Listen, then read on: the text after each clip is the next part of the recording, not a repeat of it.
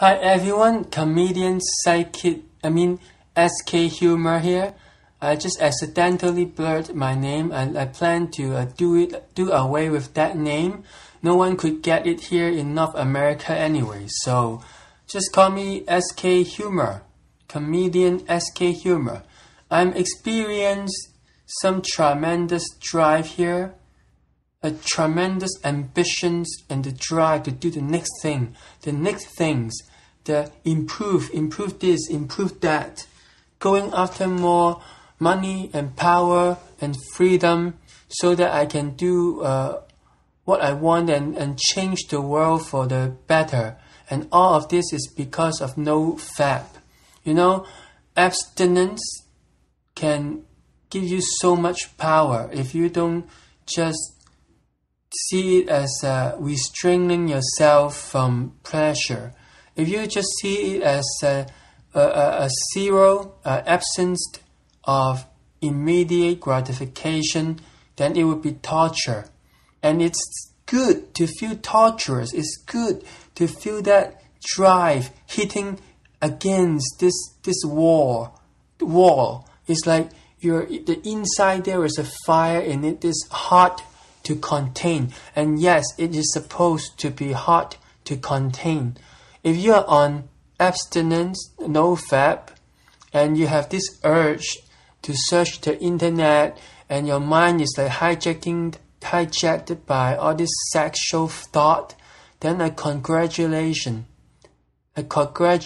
you because you still got it.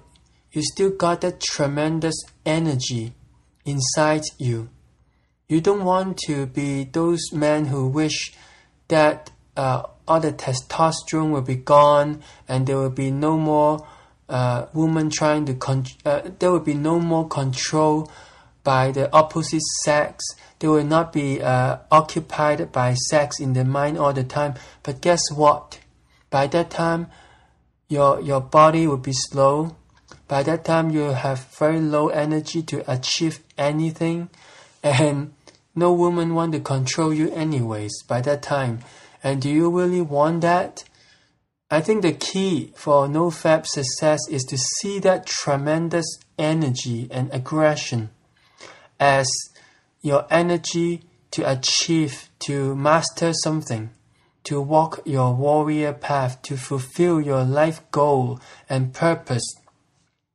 And devoting in the things that you're passionate about will feel good, it would temporarily satisfy that urge.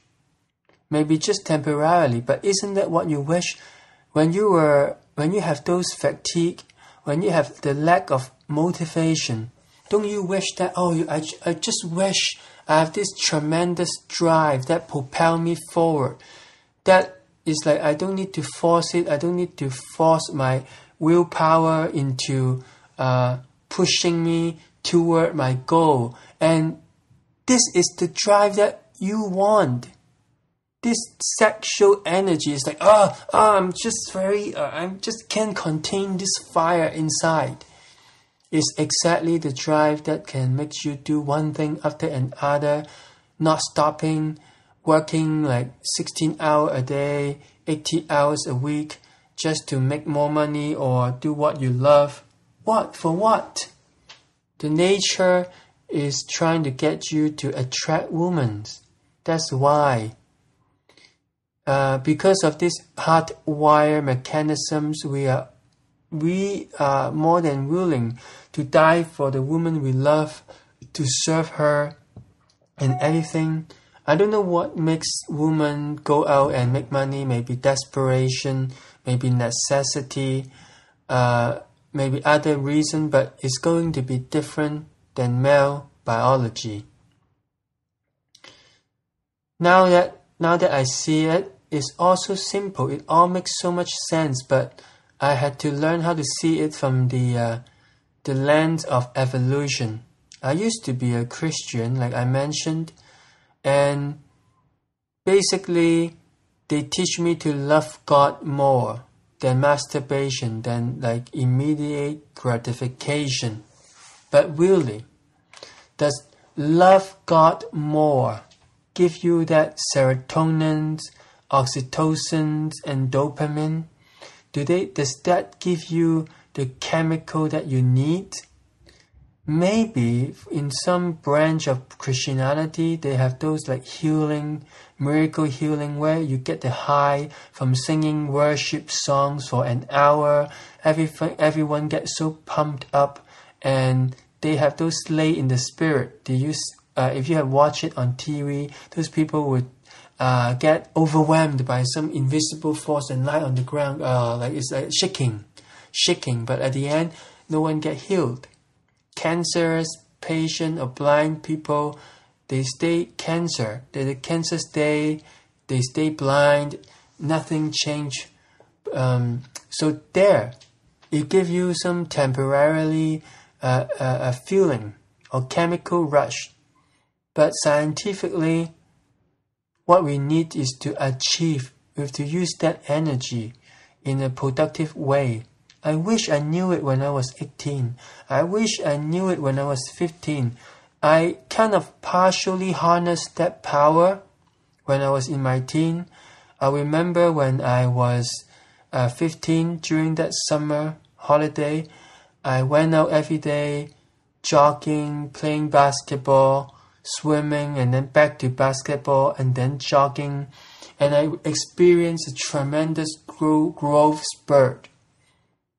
Yeah, I got so much taller, and I wish I did it 5 summers straight. Then I would be like more than 6 feet 3 inches probably. And if I knew what I knew now about nutrition, like just recently I started cooking chicken broth, not chicken soup, not chicken stock, but chicken broth. I put chicken bone into the slow cooker and then cook it for 24 hours until it melts. All this nutritious collagens and all this like smooth stuff that from the joint and the marrow, it is good for health, good for the skin, good for your joint, good for your brain, good for your digestive system. I find that I had much more energy and focus this month, ever since I start drinking chicken broth. Well, not just that, before that I started making green juice the last few years. That was not enough. Then I discovered I have sleep apnea, and I had much more energy. Still not enough. And before I find out I have sleep apnea, I did the sleep test, and I did meditation, but to no avail, because when you are always fatigued and you have to push yourself to exercise the brain, make it focus, like meditating is an uphill battle. But I brought a cognitive machine to measure my pulse, my inner peace when I meditate. In case you don't know, I used to have a lot of flashback from my childhood abuse and all this emotional memory, charged memory, and one thing lead to another. Sad thought beget more sad thought. Tragedies attract more tragedies. For example, it sabotaged many good things in my life, making me skeptical about relationships. I had many triggers, many things that can trigger my sad memory. When I try to get myself to focus in university, for example, my mind would go to the dark place instead.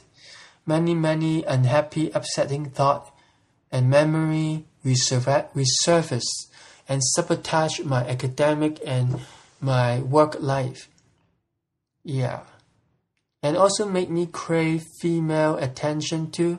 And very early in life, I found out I was very different than other guys, in that I was much more intense for my wanted.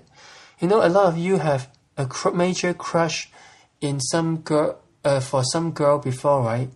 I must have at least 3 times more intensity than most of you.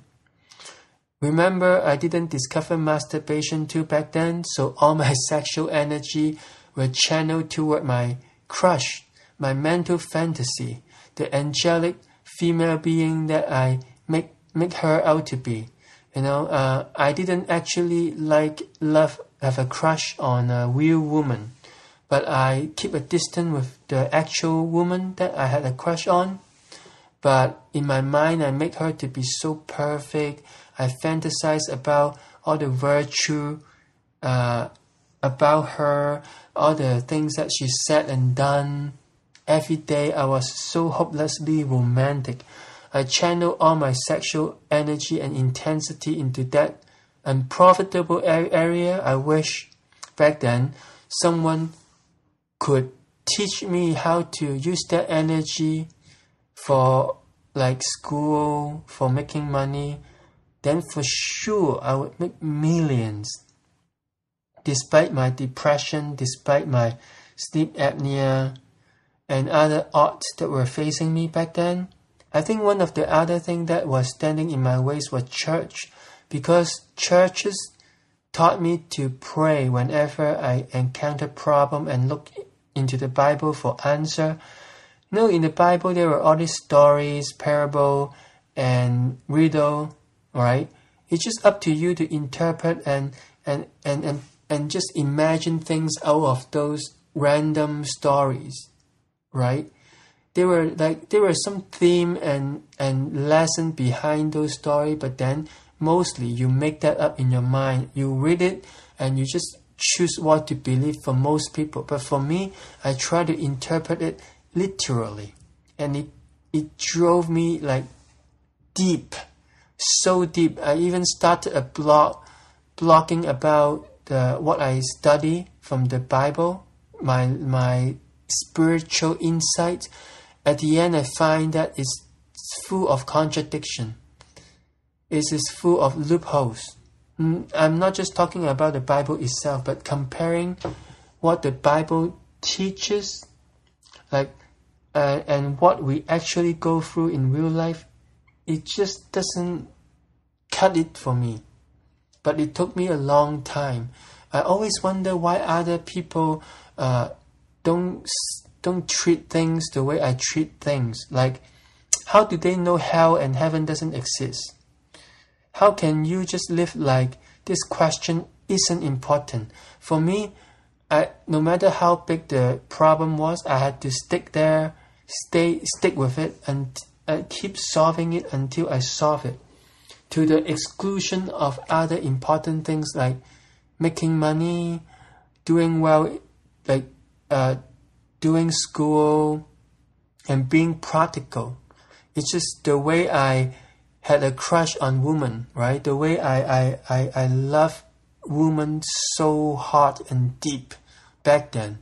I was intense, but not practical. I didn't know when to give up.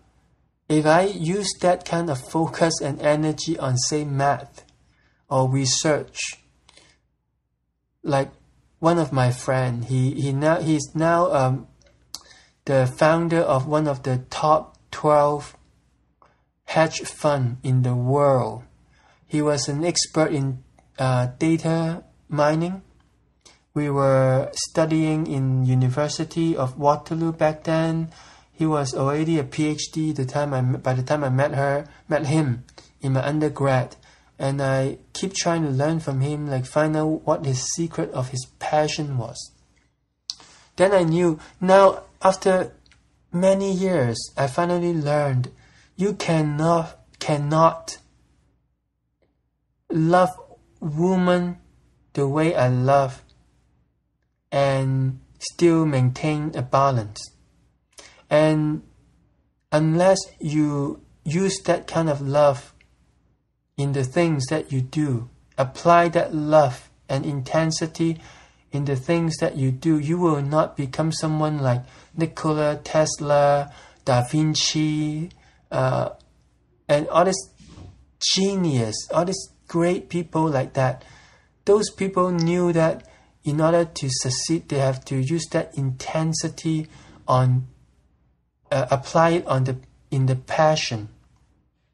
as long as you're doing it for the woman or for the sex consciously, but because subconsciously it's always there. You're always doing it for the sex, for reproduction, but as long as consciously you're still trying to do this for a short-term result, as long as you love math, let's say mathematics, for the wrong reason, you are not truly loving what you do, and you will not tap into that kind of huge energy and resource.